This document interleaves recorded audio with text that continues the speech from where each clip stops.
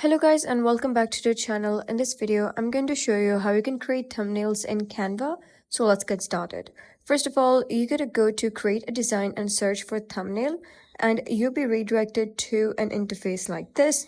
So let's first select our background. So you're gonna click anywhere on the screen and go to colors and select any background you want.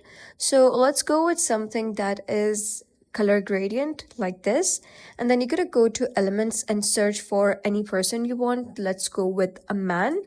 Press enter and then go to photos over here. Then let's say we're gonna go with this person. You're gonna select this and then make sure to click on background remover at the top and the background will be removed.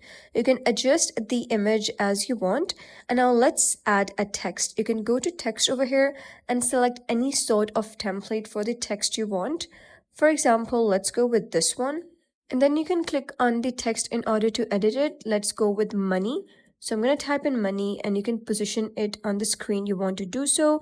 And once you have added the text as well, in order to add the elements to make it more appealing, you're going to go to elements and search for the specific keyword. Let's go with money in our case. And then you can go to graphics and select any icon that you really like. Let's go with this one. And then you can drag it anywhere on the screen you want to do so. You can also tweak in some more customized edits you want. And once done, you can click on share over here and then simply click on download and your thumbnail will be downloaded. And that was how you can create thumbnails from scratch in Canva. If you found this guide helpful, please consider subscribing and leaving a like. It really helps me out and I'll see you next time.